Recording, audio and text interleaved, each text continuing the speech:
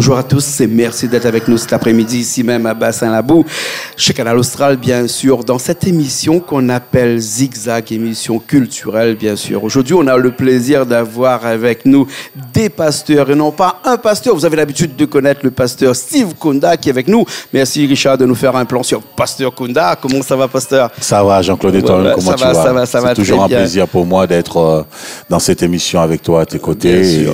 Bien sûr, sur la télévision que tout le monde aime dans le bassin de l'océan Indien, Canal Austral. Bien sûr, politesse oblige, je me suis tourné vers toi, mais tu sais que, par exemple, nos invités sont nos invités, et aujourd'hui, ton invité est aussi le mien. Il s'appelle Pasteur Gwyn. C'est ça. Gwyn, bonjour. Bonjour, et puis merci de m'accueillir sur le plateau. C'est vraiment une grâce pour moi d'être là, d'être non seulement à La Réunion, mais d'être ici sur ce plateau, être à Canal Austral. Merci pour l'invitation, c'est un honneur. Merci, c'est aussi un honneur pour nous parce que au-delà d'être pasteur au Canada, puisqu'on va en parler tout à l'heure, là où tu viens, tu es aussi réunionnais de sang et réunionnais de terroir, parce que tu es né ici à La Réunion ou tu es né en métropole? Je suis né à La Réunion, j'ai grandi en métropole, mais je suis né à La Réunion, puis après... c'est 18 ans plus tard, je suis parti, j'avais un an, et 18 ans plus tard, c'est la première fois que je suis revenu à La Réunion, mais je suis resté juste pas très longtemps. En gros, j'ai toujours habité à l'extérieur, mais je venais de temps en temps voir ma famille ici. La Réunion a changé, forcément. La Réunion a changé quand même un peu, Alors, il a changé, oui, d'un point de vue visuel, on va dire, sur les infrastructures et tout ça, mais est-ce que les Réunionnais, tu as l'impression qu'ils ont changé fondamentalement dans leur cœur, au niveau de leur spiritualité?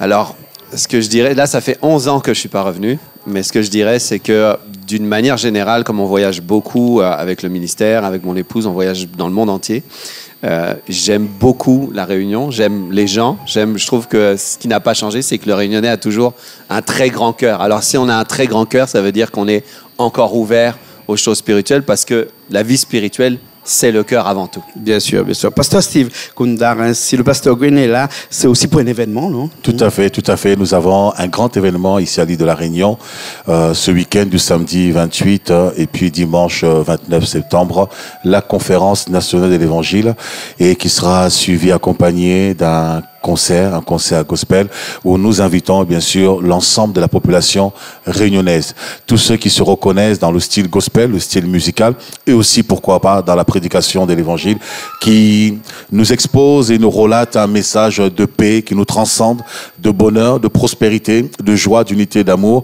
Et alors nous vous invitons nombreux, c'est la raison pour laquelle le pasteur Gwyn Dresser est au milieu de nous à l'île de La Réunion. Oui, bien sûr, ok. Alors pasteur, dans cette prédication que vous allez faire, là, il y a des grands sujets que vous allez aborder comme ça? Déjà, moi, je suis très reconnaissant que mon ami, l'apôtre Steve Kunda, m'ait invité. J'ai rencontré son équipe, la congrégation, et c'est vraiment des personnes formidables. Et je sens qu'on va passer un bon moment. Puis on est sur vraiment la même longueur d'onde, parce qu'on a à cœur le peuple, que les gens vivent le meilleur possible sur la terre des vivants, qu'ils puissent expérimenter justement ce qu'est la prospérité, c'est-à-dire... Il y a quelqu'un qui a expliqué que la prospérité, c'est de réussir son voyage. C'est de vivre une vie heureuse, bénie, en santé, et que dans tous les domaines de la vie, chacun puisse être heureux et en santé, vivre le bonheur. Ça, c'est le cœur de Dieu. Donc, notre prédication, elle est très simple, c'est prêcher le cœur de Dieu pour que quelqu'un puisse vivre le meilleur sur sa terre. Bien sûr.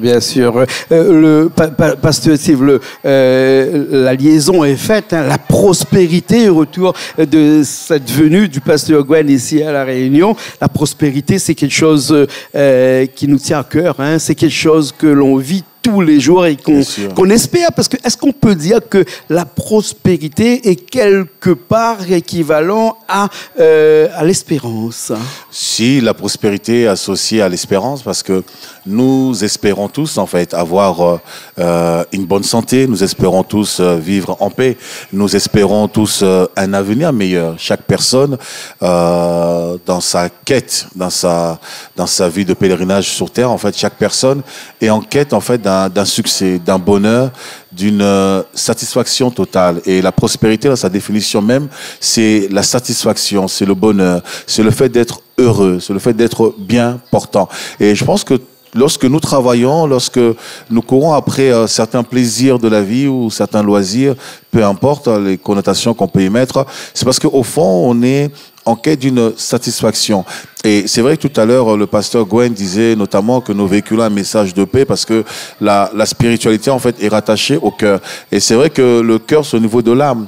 Et lorsque, véritablement, on rencontre Dieu, on rentre dans le domaine de la spiritualité, puisque lorsqu'on parle de l'espérance, on ne peut pas dissocier l'espérance à la fois de la croyance et en même temps de la foi. Et lorsqu'on parle de l'espérance, de la croyance, automatiquement, on fait allusion à un être supérieur. Chacun peut y mettre l'étiquette qu'il veut, mais pour nous particulièrement, nous savons que cet être supérieur, c'est Dieu. Et lorsqu'on est en phase avec Dieu, on est en connexion avec Dieu, c'est alors que la prospérité prend tout son sens. Parce que je crois que la première des prospérités, la meilleure prospérité, est d'abord la prospérité qui émane de l'intérieur de nous. Et lorsque cette prospérité, en fait, atteint son apogée, cela nous permet justement physiquement de juste communiquer ce bonheur, cette joie, cette satisfaction qui nous anime pour que autour de nous, en fait, que les gens puissent vivre cela. Bien sûr, cette prospérité-là aussi, quelque part, pour quelqu'un qui est comme moi et qui est simple d'esprit et qui pense que être prospère, c'est-à-dire que quand je plante une graine et que je reçois une récolte, par exemple, je me suis dit que la terre a été prospère pour moi, qu'elle m'a aidé à faire en sorte que j'arrive à manger parce que ce que j'ai planté a poussé. Quand je décide de faire un projet, que ce projet a réussi, je dis que ce projet était prospère pour moi. C'est ce que l'on appelle étymologiquement parlant le mot prospérer. Mais tout à l'heure, tu as dit quelque chose qui était intéressant, que tu as dit que le cœur attend aussi des choses. Et moi, je pourrais peut-être interpréter ça lorsque disait un grand philosophe que le cœur a des raisons. Que la raison ne connaît pas. Non, peut-être, je ne sais pas, non. J'étais un petit peu... Ça, c'est ce qu'on a dit dans toutes les philosophes. Mais moi, je voulais dire une autre chose. C'est que le cœur a des raisons, que la raison prospère. Surtout. Oui, que la raison prospère. Est-ce que, à force de penser avec son cœur, avec sa raison, on arrive à faire prospérer sa vie? En fait, quand on parle de ce cœur, la Bible, justement, va dire « Bien-aimé, je souhaite que tu prospères à tous égards et que tu sois en bonne santé, comme prospère l'état de ton âme. » Et en fait, quand on parle de la prospérité, pour les gens qui ne connaissent pas Dieu, qui pensent que Dieu est plus quelqu'un qui examine si quelqu'un a bien marché, l'autre n'a pas bien marché, et qu'il va donner en récompense ou en punition, il y a tout un courant de pensée au sujet de ce que Dieu dit et veut, alors qu'en fait, la Bible est très claire. Il dit « Je souhaite que tu prospères ». Et il va dire qu'en fait, cette prospérité va venir au fur et à mesure que tu fais prospérer ton âme. C'est-à-dire, si ton âme, c'est ta pensée, ta volonté, tes émotions. Et plus tu vas avoir des pensées de prospérité, de réussite, de succès, plus tu vas les vivre, plus ton âme va être attachée au désarroi, à la peur du manque, à la peur de la maladie, et plus c'est ce qui va se produire dans la vie de quelqu'un. Donc il dit, ce qui est important, c'est que ton cœur, ton âme, l'apôtre Steve a dit que c'était la même chose, eh bien c'est important que ton cœur, ton âme, tu le maintiennes à un niveau de prospérité élevé parce que ta santé en dépend. Si tu es, la Bible dit qu'un cœur content ou un cœur heureux, c'est un cœur joyeux, c'est un bon remède. Un cœur joyeux, c'est un bon remède. Si quelqu'un cultive la joie, il va cultiver la santé dans son corps. Et ça, c'est pour tous les niveaux. Il dit, je souhaite que tu prospères à tous égards. Donc, en fait, quelqu'un qui pense à des largesses, à la libéralité, à être généreux, qu'il pense qu'il y a de l'abondance, quelqu'un qui est capable d'offrir un repas à plusieurs, va plus prospérer que quelqu'un qui dit non, c'est la récession, c'est la difficulté, c'est difficile en ce moment. Cette personne-là va expérimenter un degré de joie beaucoup plus minime, beaucoup moins élevé. Même d'ailleurs, c'est pour ça que la Bible dit qu'il y a beaucoup plus de joie à donner qu'à recevoir. À partir du moment où on est cette personne qui prospère, qu'on donne, qu'on est généreux, qu'on est abondant et qu'on pense que la vie c'est l'abondance, que non, je vais pas juste garder un repas pour moi, je vais en faire pour plusieurs. Les gens qui vont se mettre à table vont être heureux et c'est là aussi qu'on va expérimenter la prospérité, le véritable bonheur. Le véritable bonheur, est pour nous et aussi pour les autres parce que la prospérité, les choses que l'on prie le soir, avant de dormir, on dit Seigneur, fais que je prospère, mais avant tout, on a plutôt la bonne remède, c'est de dire, Seigneur, fais que les autres autour de moi prospèrent. Parce que si les autres autour de moi prospèrent, indirectement, je vais prospérer, parce que le bien entraîne le bien et le mal entraîne le mal. Si au cas les gens qui sont autour de moi sont heureux, forcément, par nature, je serai heureux aussi. C'est pour ça que faire en sorte que les autres prospèrent avant que nous, on prospère, c'est quand même la base de notre prière, pasteur Steve. Bien sûr, je pense que ce qu'il dit le pasteur Gwen Dresser, c'est tellement parfait. Et ce que je vais dire là tout de suite, ça va aller dans la continuité de ce que tu disais tout à l'heure, lorsque tu parlais de la prospérité par rapport à une graine, une semence. Lorsqu'on plante une semence, en fait, il y a des lois que Dieu a gravées dans la nature, ce qu'on appelle la loi de la semence. C'est qu'un homme sème, en fait, c'est ce qu'il récolte. Et la semence commence d'abord par rapport à notre entendement. Il y a un verset dans la Bible, dans le livre de Job, qui nous dit « À tes résolutions répondra le succès ». Donc le succès, en fait, émane des résolutions, des décisions que nous prenons. Si la décision elle est négative, on va s'attendre forcément à un résultat négative. Si la décision est positive, on s'attendra à un résultat positif aussi. Et si la semence qu'on sème, elle est négative, on ne peut pas espérer des bons fruits d'un mauvais arbre. C'est pas possible, d'une mauvaise semence. On ne peut espérer des bons fruits d'une bonne semence. Et c'est vrai que la nature, en fait, est dotée de la loi de la semence. Et d'ailleurs, dans la Bible, dans Genèse, tout à l'heure je parlais de Job 22, 28, mais dans Genèse 8, verset 22, et cette loi, Dieu l'explique dans Genèse 8, 22, il dit, aussi longtemps que le ciel et la terre existeront, aussi longtemps qu'il y aura la lune et le soleil, l'hiver et l'été, la loi des semailles et des moissons ne sera pas abolie. Ça veut dire, en fait, la terre, la nature est régie par la loi des semailles et de moissons. C'est que je sème ce que je récolte. Et d'ailleurs, Jésus, en fait, qui est le plus grand philosophe du monde, je dirais même, a été sage.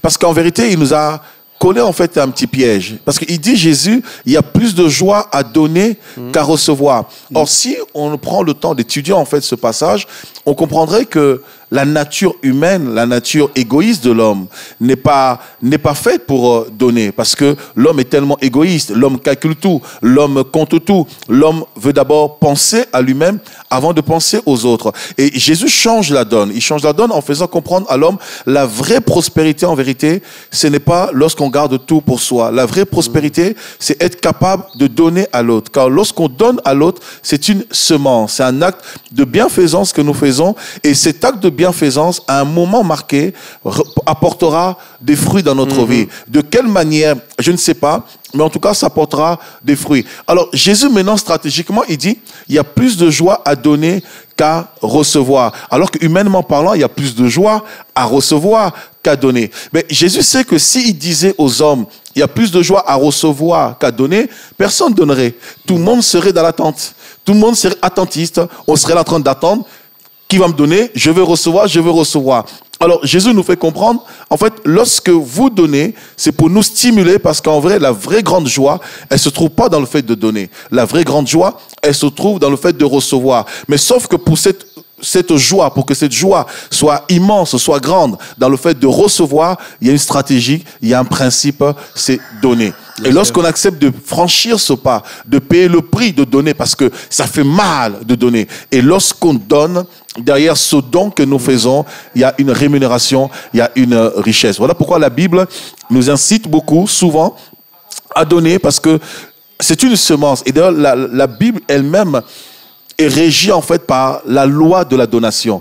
Parce que Dieu lui-même a donné ce qu'il avait de plus cher au monde. Il a donné Jésus comme un don afin que les hommes soient sauvés. Et ce don en fait a un prix incommensurable, inestimable, qui n'est pas égalable.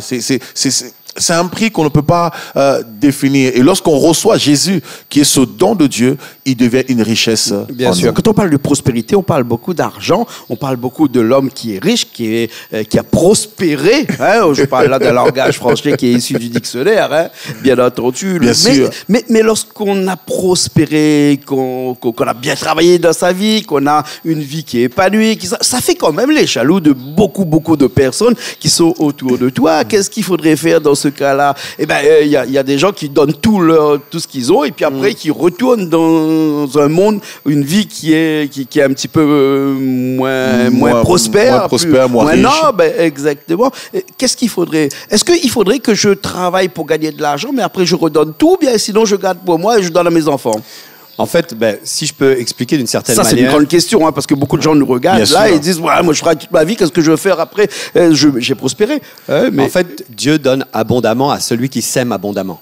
Celui qui donne abondamment recevra abondamment. Je prends l'exemple que mon épouse et moi, lorsque nous avons commencé notre vie, nous habitions en cité HLM et puis on venait de se marier, on avait un enfant, on cherchait des centimes pour pouvoir se nourrir. 37 centimes d'euros pour s'acheter une demi-baguette. C'était ça qu'on faisait. On devait chercher des centimes pour se nourrir. Une demi-baguette. Et ça, c'était en 2004. Notre fils a maintenant 19 ans. Mais à cette époque-là, en fait, on aurait pu se dire, on va juste travailler et avoir ce qu'il faut pour nous. J'ai suffisamment pour mes besoins, mais on n'aurait jamais été des sources de bénédiction. Lorsqu'on prospère, on peut devenir une source de bénédiction. Tout le monde connaît l'histoire du bon Samaritain, l'histoire d'un homme qui a pu aider quelqu'un. Mais on oublie dans cette histoire que si le Samaritain était quelqu'un qui ne prospérait pas, il n'aurait jamais pu aider cette personne. Regardez dans le passage, si vous le connaissez ou si vous ne le connaissez pas, prenez une Bible, essayez de trouver. C'est une histoire qu'on enseigne un peu partout. Pour redonner, faut assez universelle. Ça explique que 3 personnes sont passées devant quelqu'un qui avait été battu, qui était mal en point sur le bord de la route. 2 l'ont laissé aller, 2 personnes religieuses l'ont laissé tomber, l'ont laissé comme ça. Mais ce bon Samaritain qui représentait juste quelqu'un de foncièrement bon, il s'est dit, bien, je vais le prendre, je vais panser ses plaies. Et déjà, il fallait avoir du matériel. Il fallait avoir du matériel médical pour panser ses plaies. Il fallait avoir une monture pour pouvoir le prendre et l'amener jusqu'à un hôtel. Il fallait avoir de quoi payer l'hôtel. Et il a dit même, si au bout du séjour, il doit encore quelque chose, je paierai pour lui. Nous sommes passés d'un état où nous sommes dans une cité HLM, où aujourd'hui nous sommes des investisseurs dans l'immobilier, mais lorsque nous achetons quelque chose, nous pouvons offrir des loyers à des locataires en difficulté. Nous pouvons leur donner.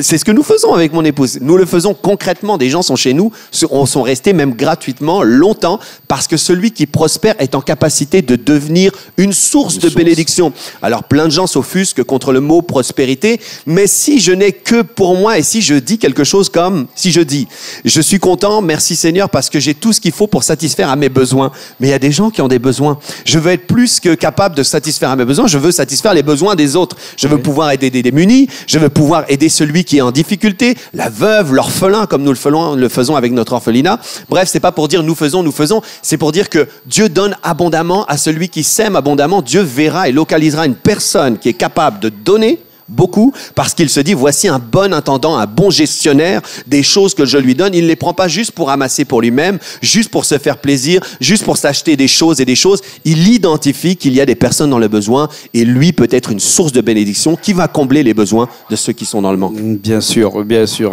Donc, il faut recevoir pour donner. Il faut donner pour recevoir. C'est pas là un cycle de la vie qui est tout à fait naturel. Si, regarde-nous, Jean-Claude. Oui. Nous sommes une semence. Oui. Tu es une semence. Le pasteur est une semence.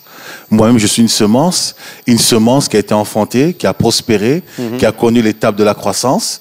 Et à un âge adulte, responsable, je me suis marié, je suis devenu une source et j'ai semé une semence dans mon épouse et qui m'a donné 4 beaux enfants qui grandissent. En fait, c'est vraiment la loi de la nature et chacun de nous est une semence. Et ce que Dieu veut, et je joins totalement le pasteur Gwen, c'est que Dieu ne veut pas qu'on soit juste une bénédiction pour nous-mêmes.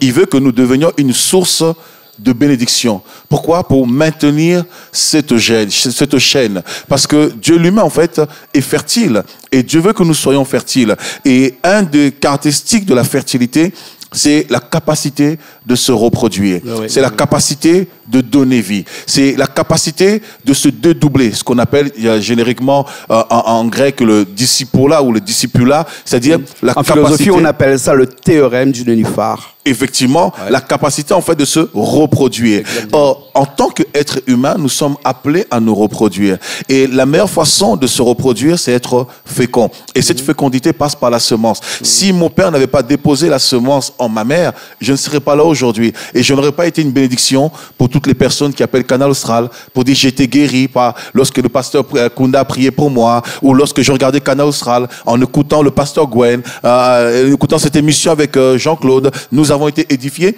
parce que quelqu'un a pris le risque de semer cette semence. Et je pense que ça fait partie du cycle de la vie. Et ce que Dieu veut par-dessus tout, c'est que vraiment nous devenons une source. Et pendant que le pasteur Gwen parlait, ça me ramène à une histoire dans Luc chapitre 12. C'est un homme qui était riche. Et cet homme qui était riche, il avait beaucoup de biens. Il avait tellement amassé. Il s'est dit, je veux continuer encore à amasser. Et il va dire, mon âme, réjouis-toi. Alors que tout à l'heure, on parlait de la prospérité qui vient au niveau de l'âme, qui émane de l'âme. Il dit, mon âme, réjouis-toi. Tu as beaucoup de biens. Je vais casser mes greniers. Je vais rajouter de la récolte. Et je vivrai suffisamment jusqu'à la fin de ma vie. Et là, Dieu le regarde. C'est même pas un homme. C'est Dieu qui le reprend. Et ça prouve que ce que Dieu vise en nous d'abord, c'est que nous soyons féconds, que nous soyons fertiles. Dieu le regarde et lui dit, insensé que tu es, aujourd'hui même, ton âme te sera redemandée. Parce que à qui appartiendra toutes ces richesses, puisque tu as amassé pour toi-même, tu mourras, ça ne servira à rien. Or, en vérité, ce que Dieu veut, c'est que nous soyons utiles. Lorsque nous sommes prospères, c'est pour que nous devenions à notre tour une utilité pour la société. Bien sûr. Et Pasteur Gwen, on sait bien qu'il n'est jamais bien bon d'être l'homme le plus riche d'un cimetière. Hein? Tu écris sur ta tombe, ici, J, l'homme le plus riche de ce cimetière. Ça n'a aucun sens. Ça n'a aucun sens. Ça n'a aucune valeur. Et d'ailleurs, excuse-moi de t'embêter un peu là-dessus. Et Jésus disait, à quoi servirait-il un homme de gagner le monde s'il arrivait de perdre son âme. C'est ça en fait. Ce qui fait la beauté d'un être humain sur la terre, la Bible dit ce qui fait le charme d'un homme, c'est sa bonté. Bien sûr. La bonté en fait, c'est les vertus de l'âme. Et au-delà des richesses qu'on peut avoir, des biens qu'on peut avoir, une âme bienveillante, c'est une âme qui permet en fait d'apporter de la joie, de la bonté, du repos, de l'amour, de l'affection et de l'attention. C'est de ça que le monde a besoin. Et surtout dans ce monde de brut où de plus en plus le mal s'accroît, de plus en plus on fait face à l'égoïsme, de plus en plus où les gens se renferment sur eux-mêmes, on a besoin des personnes qui brisent un petit peu les codes pour rappeler à ce monde, en fait, le monde est une communauté et dans cette communauté, il faut une entraide sociale, mondiale, voire même pour permettre en fait de pallier à certaines misères et permettre à ceux qui sont isolés, ceux qui souffrent, de pouvoir aussi avoir cette espérance et de s'identifier au travers de ceux qui sont prospères et de se dire que moi aussi je peux prospérer pour que demain je devienne utile pour la société. Pourquoi nous avons beaucoup de personnes qui sombrent dans le désarroi? Parce que parfois ils se réveillent le matin et ils se disent je suis pas utile, ma vie ne sert à rien, ma vie ne vaut rien. Parce qu'ils n'ont pas eu de modèle, en fait, de réussite, de modèle de prospérité dans la société. Vous savez, on parle de la prospérité. Souvent, les gens ont limité la prospérité d'un ordre financier. Non, la prospérité, c'est d'abord la paix de l'âme. Dans une famille, dans un foyer, c'est pas l'argent qui prime. C'est l'amour. L'amour entre l'homme et la femme, leur cohésion, leur harmonie, leur unité, et aussi la prospérité du foyer par rapport à l'ambiance qui règne dans le foyer. C'est ça le début de la prospérité. Et le reste après, ce n'est que la conséquence de cette paix de l'âme. Bien sûr, la prospérité ne se limite pas seulement à l'argent, mais à tous les bienfaits, à tout notre bien-être de notre quotidien, qui est aussi notre prospérité. J'ai envie de dire tout à l'heure qu'on était un petit peu, sur cette terre-là, nous tous un petit peu le Lazare de la Bible, hein, quand tu parlais tout à l'heure de celui qui est là et qui attend sur terre, qui vit de façon misérable, hein, mais qui vit quand même, hein, et donc qui ramasse les restes qui tombent autour de lui, de sa table. Et celui qui est en haut, qui jette ses restes, il s'en fout un petit peu quelque part de celui qui est en bas. Mais le problème, c'est qu'une fois qu'on a franchi la barrière, qu'on est de l'autre côté, qu'on arrive avec notre Seigneur et qu'on se pose la question de savoir qu'est-ce qu'on a fait sur cette terre-là. Et c'est là qui est toute notre récompense, quelque part. Hein. Lazare, lui, a été récompensé. Tout à fait. Alors que celui qui jetait abondamment comme ça, que les restes, et qui s'en foutait un petit peu de celui qui était en bas et qui était souffrant. Lui, c'est lui qui ensuite va être un petit peu renversé, comme dans les locomotives à vapeur, quand on renverse la vapeur pour faire marche arrière. Et c'est un petit peu dans ce stade-là que nous, on se rassit demain, on ne prend pas conscience qu'il faut absolument qu'on regarde en bas au lieu de regarder en haut. Certes, peut-être, on a dit toujours que Dieu était au ciel, mais je pense qu'il est plus en bas dans les gens qui ont besoin de nous que d'en haut vers le ciel où on voit des gros avions qui coûtent des fortunes et qui traversent notre ciel. Je pense qu'il est au ciel. Je pense qu'il est au ciel. Regardons la nature. La pluie, elle vient d'où, la pluie? Ouais. La pluie, elle vient d'où, elle vient du ciel. Toi qui es un bon mathématicien, un bon philosophe, un bon ingénieur. Mais on ne se nourrit pas où? Par le sol, bien sûr. Hein, mais aussi. La pluie, pour qu'on puisse se nourrir du sol, on reste toujours dans la semence. Les nuages, en fait, le ciel envoie la rosée nourrit la terre et la terre, en fait, va germer. Bien sûr. C'est toujours le principe, en fait, de la semence.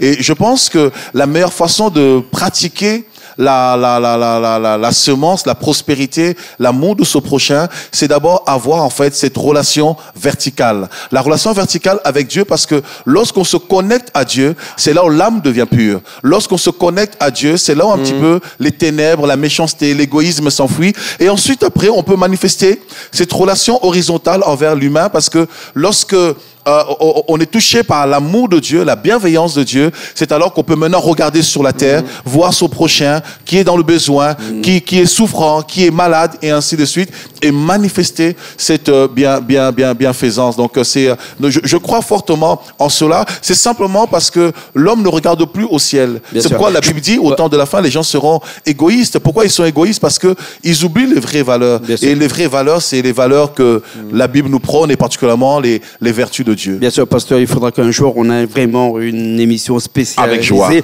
là-dessus. C'est que est-ce que Dieu est au ciel ou ailleurs et qu'est-ce que le ciel? Qu'est-ce que le ciel? Qu'est-ce que le ciel? Je pense qu'on aura encore un sujet de discussion. Mais le ciel, il se manifeste sur la terre. Ouais. Lorsqu'on est connecté à Dieu, on reçoit les valeurs de Dieu. En fait, ce qu'il faut comprendre, c'est l'erreur que beaucoup de chrétiens font aussi. C'est pour nous qui sommes chrétiens, moi qui suis pasteur, beaucoup disent j'attends que Dieu fasse, j'attends que Dieu fasse. Mais Dieu est déjà venu parmi les hommes. Ouais. Et toi, le ciel, on parle encore du ciel, là. Hein, non, mais ce que je veux dire par là, c'est quoi? C'est que lorsqu'on est connecté, on reçoit les vertus du ciel. Le fait de manifester ces choses, c'est aussi une part de preuve que le ciel est palpable parmi les hommes sur la terre. Parce que lorsqu'on manifeste les vertus du ciel, quelque part, c'est comme si on représentait le ciel sur la terre des hommes. Bien sûr, bien sûr. Le ciel est prospère parce qu'il envoie l'eau et c'est avec cette eau-là qu'on nourrit tout le peuple de Dieu. Bien sûr. Voilà.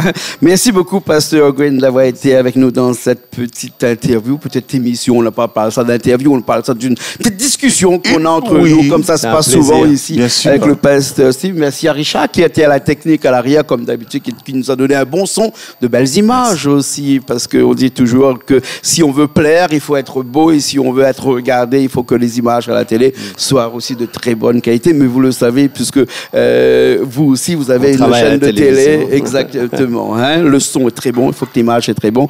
Merci de nous avoir fait ce plaisir d'être avec nous aujourd'hui. C'est un grand plaisir. Soyez des sources de bénédiction, si je peux dire quelque chose pour terminer. Soyez des sources de bénédiction autour de vous. Et puis, si vous ne savez pas comment faire, encore une fois, on veut vous inviter à la convention, à la conférence, pour vivre un moment où nous allons être transformés dans notre système de pensée. Je pense que chacun peut apporter dans cette génération, et d'ailleurs, c'est pour cela que nous avons été enfantés dans cette génération spécifique que Dieu a trouvé bon de nous susciter dans cette génération, parmi cet entourage, pour être des sources de bénédiction. Si je peux faire juste une petite image, bien sûr. On peut dire ici, par exemple, que je suis une source, que si je vous passe ce téléphone, prenez-le, et que vous le passez à l'apôtre, on peut dire que je suis une source de bénédiction, que vous êtes un canal et qu'il reçoit une bénédiction. La seule chose qu'on ne veut pas être, c'est un réservoir. Un réservoir reçoit et garde pour lui. Donc on veut apprendre à être une source, mais aussi à être des canaux. C'est comme ça qu'on prospère. On est solidairement liés, tout le monde. Tu as gagné un téléphone, apôtre. Et en latin, solidairement lié se dit in solidum. Merci beaucoup. Merci Jean-Claude. Merci Pasteur Gwen. Merci Canal Austral, qui est une belle chaîne de prospérité. Merci beaucoup. Nous, on se retrouve la semaine prochaine dans une nouvelle émission sur Canal Austral, bien sûr. Allez, à la semaine prochaine.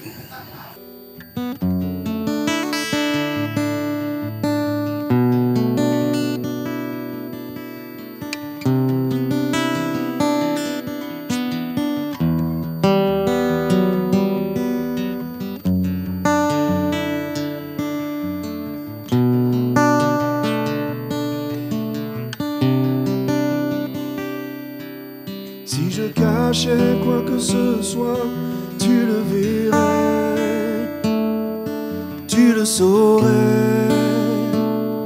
rien ne t'est caché. Si mes lèvres en auraient ton nom, mais que mon cœur était éloigné, tu n'y prendrais pas plaisir. Ce que tu cherches va bien au-delà des mots, va bien au-delà des chants. C'est une vie qui t'est entièrement consacrée dans le secret. Quand les hommes ne me voient plus, quand j'ai devancé l'aurore, je veux tout laisser jusqu'à avoir un cœur d'adorateur, un cœur d'adorateur, un cœur d'adorateur, un cœur d'adorateur, un cœur qui te désire, un cœur qui te recherche, un cœur qui s'humilie, un cœur d'adorateur. Si je criais devant les foules, mais que ma voix était inconnue dans ton palais, les genoux pliés devant toi, les mains levées, tu sais reconnaître le vrai du paraître. Ce que tu cherches va bien au-delà des titres. Moi je veux danser comme David et paraître encore plus vil que cela m'a baissé à mes yeux. Sonde-moi, oh Dieu, connais mon cœur et vois si tu peux y trouver un cœur d'adorateur, un cœur d'adorateur, un cœur d'adorateur, un cœur d'adorateur, un cœur qui te désire, un cœur qui te recherche, un cœur qui s'humilie, un cœur d'adorateur. Walking in love, marche dans l'amour. Oui, je veux marcher chaque jour dans ton amour, car la miséricorde triomphe du jugement, triomphe même de la mort. Oui, l'amour triomphe encore. Walk in love, marche dans l'amour, quel que soit le poids des blessures, l'amour triomphe toujours. Walk in love, je marche dans son amour. Walk in love, marche dans l'amour. Oui, je veux marcher chaque jour dans ton amour, car la miséricorde triomphe du jugement, triomphe même de la mort. Oui, l'amour triomphe encore. Walk in love, marche dans l'amour, quel que soit le poids des blessures, l'amour triomphe toujours. Walk in love, je marche dans son amour.